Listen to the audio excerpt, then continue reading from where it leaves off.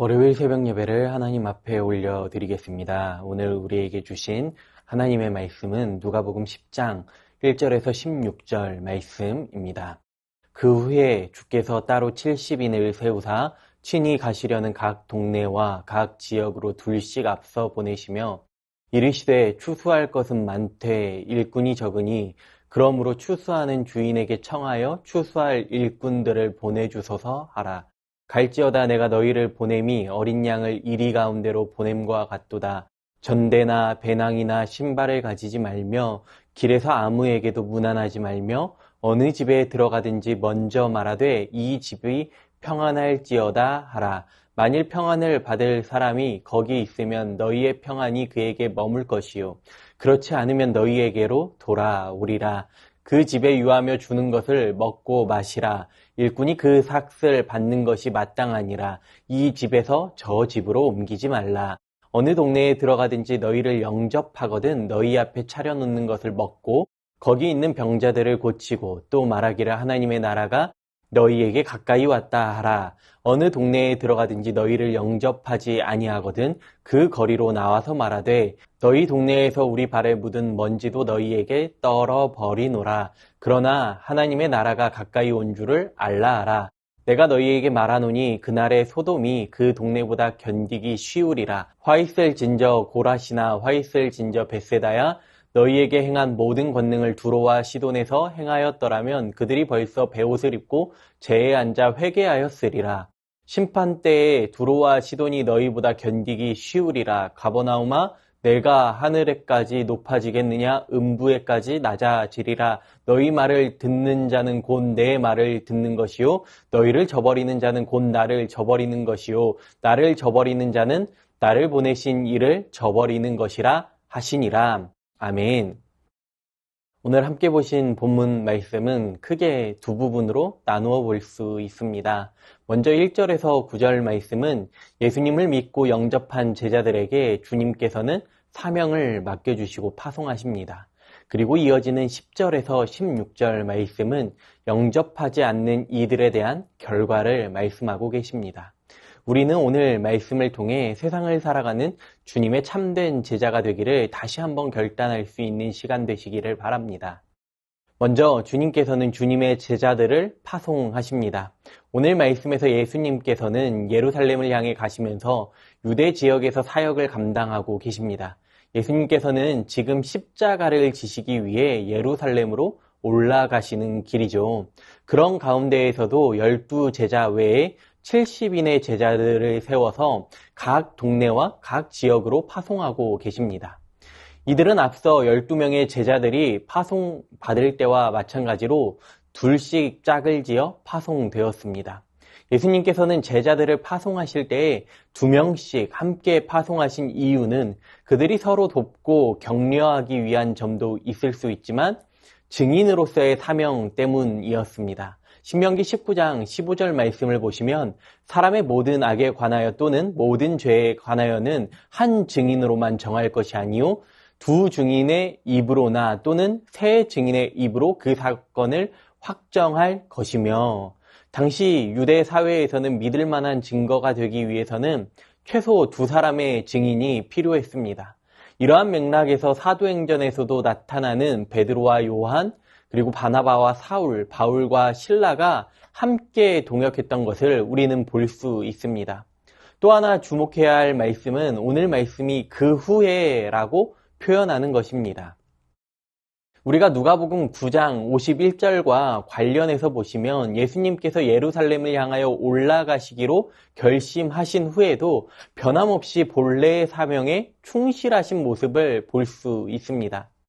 한 사람의 생애의 목표와 자세는 위기 속에서 더욱 선명하게 나타납니다.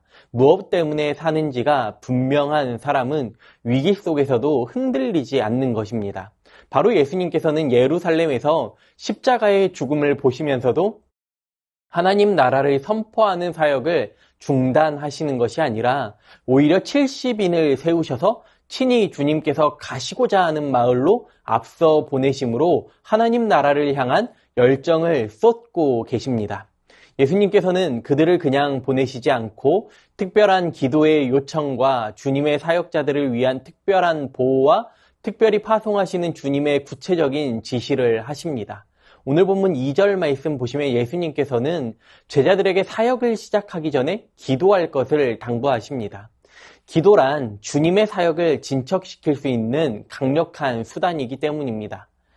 영혼을 변화시키는 제자의 사역에 있어서 하나님의 능력을 구하는 기도는 가장 필요한 것이죠. 주님께서 그들에게 주신 특별한 기도의 제목은 추수할 것이 많되 일꾼이 적으니 그러므로 추수하는 주인에게 청하여 추수할 일꾼들을 보내주소서입니다. 이것은 추수할 것은 많은데 일꾼이 부족하여 안타까워하시는 주님의 심정을 나타내고 있습니다. 그리고 주님께서는 갈지어다 라고 명령하고 계시죠. 그런데 이들을 보냄이 마치 어린 양을 이리떼에게 보냄과 같다라고 말씀하고 계십니다. 왜냐하면 천국 복음을 전할 때 그들은 사람에게 배척을 당할 수도 있고 심지어 목숨까지도 잃을 수 있기 때문입니다. 이리떼와 같은 세상에 나아가는 제자들은 어린 양과 같기 때문에 오직 하나님의 인도하심만을 바라며 하나님만 의지하라는 것이죠. 자신의 힘과 능력으로 사역을 감당하는 것이 아니라 하나님께서 도우시는 그 은혜와 섭리를 의지해야 한다는 것입니다. 70인의 제자들은 이 사명을 감당하는데 꼭 필요한 지침들이 있었습니다. 전대나 배낭이나 신발을 가지지 말라고 말씀하셨는데 이것은 물질을 의지하지 말고 전적으로 하나님만 의지하라는 말씀입니다. 또한 길에서 아무에게도 운한하지 말라고 하십니다.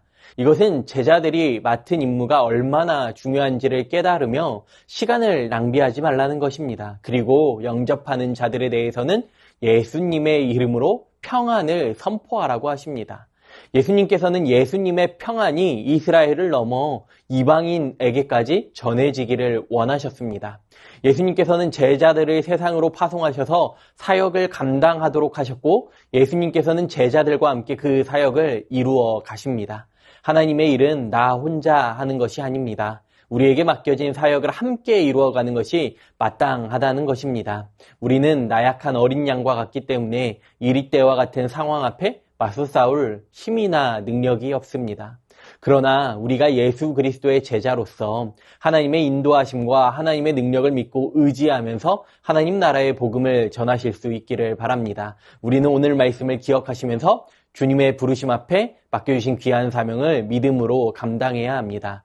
그리고 이어지는 10절에서 16절 말씀 보시면 주님의 제자들은 복음을 전할 때에 담대해야 함을 가르쳐 주십니다.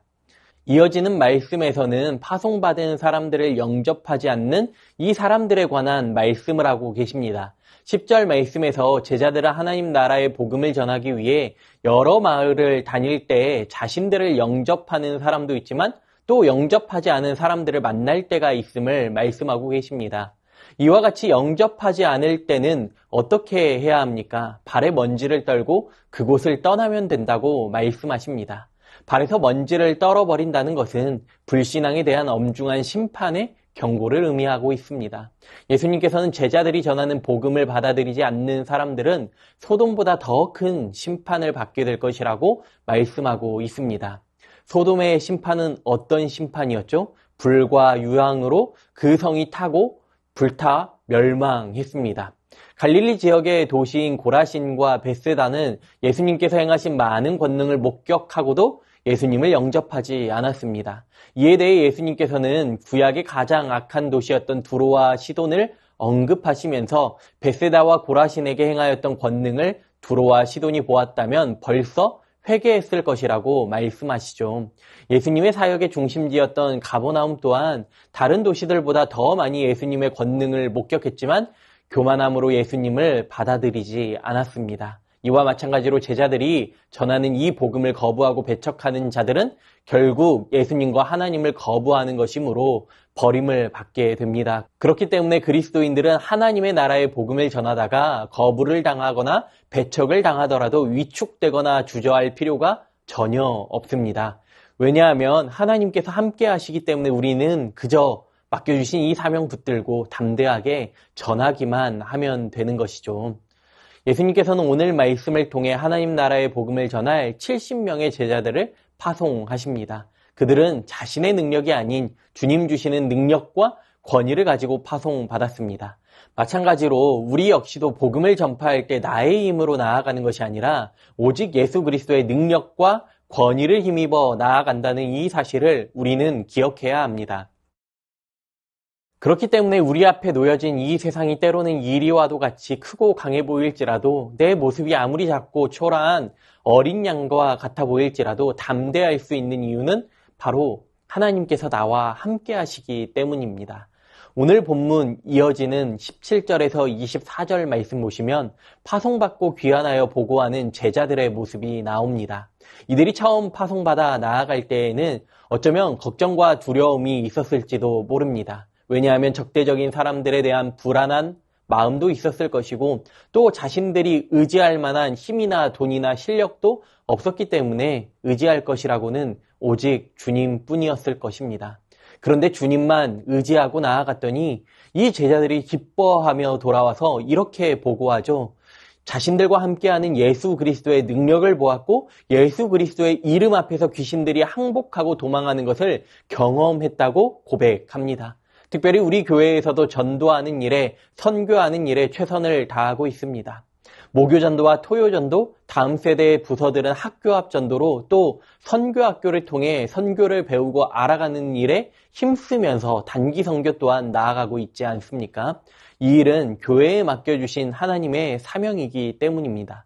그렇기 때문에 우리는 주님께서 오늘 나를 부르시고 복음 전파하는 일에 사용하고 계신다는 사실을 확신하시면서 맡겨주신 귀한 자리에서 함께 복음을 전하는 일에 최선을 다하기를 원합니다. 오랜 시간 전도하고자 했던 가족들에게, 사랑하는 이웃들에게 최선을 다해 전파하실 수 있기를 바랍니다. 때로는 복음을 전해도 마음의 변화조차 없는 가족들이나 친구들이나 이웃의 모습을 보면서 우리의 마음이 상할 때도 있고 또 복음 전하는 일이 두려울 때도 있을 것입니다.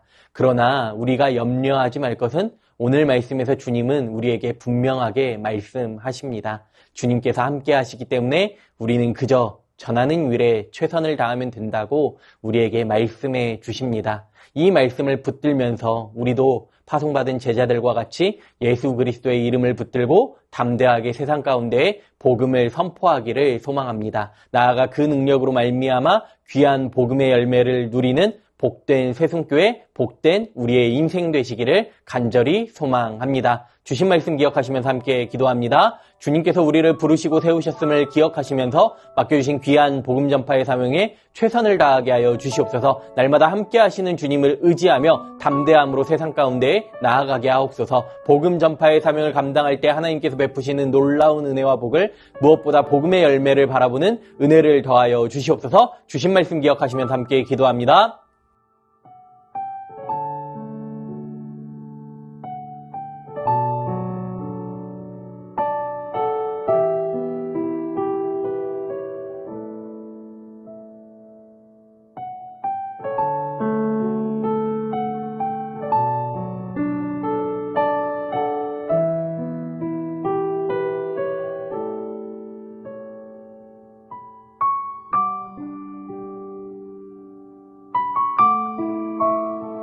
나라와 열방을 위해 기도합니다. 어지럽고 혼란한 시대 속에 있는 이 나라를 불쌍히 여기시사 속히 회복되고 안정화되는 은혜를 누리게 하여 주시옵소서. 가난하고 소외된 분들이 더 외롭지 않게 하시고 청년들은 살아갈 소망과 희망을 품게 하여 주시옵소서. 열방이 자국의 이익만을 모색하지 않고 함께 공생의 길로 나아갈 수 있도록 긍휼을 베풀어 주시옵소서. 이 시간 나라와 열방을 위해 기도합니다.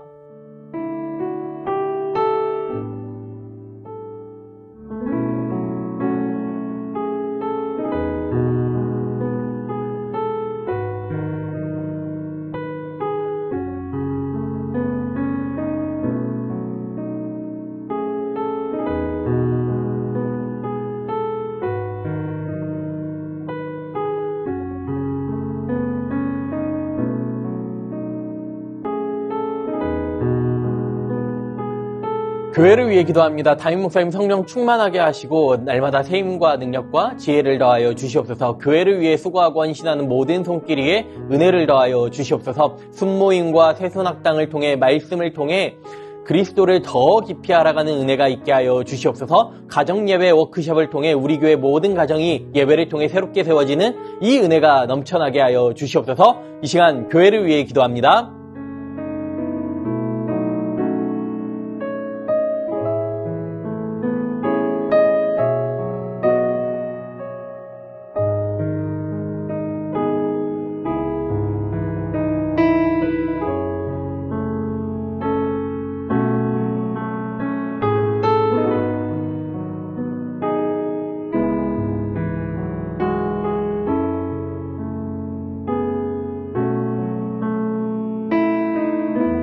마지막으로 선교사님과 한우분들을 위해 기도하겠습니다. 오늘은 캄보디아 조학현 정승원 선교사님 위해 기도하실 때 3월부터 본격적으로 더위가 시작되는데 이 무더위 속에서도 건강하게 사역을 잘 감당하게 하여 주시옵소서. 끌얼란 고등학교 한국어 교실이 잘 진행되어 갑니다. 배우는 450명의 학생 중에서 예수님에게 관심 있는 학생들을 만나게 하옵소서. 환우분들을 위해 기도합니다. 오연정 간사님, 자궁 6종암으로 추정되는 암이 장기의 곳곳에 퍼져 있는 상황입니다.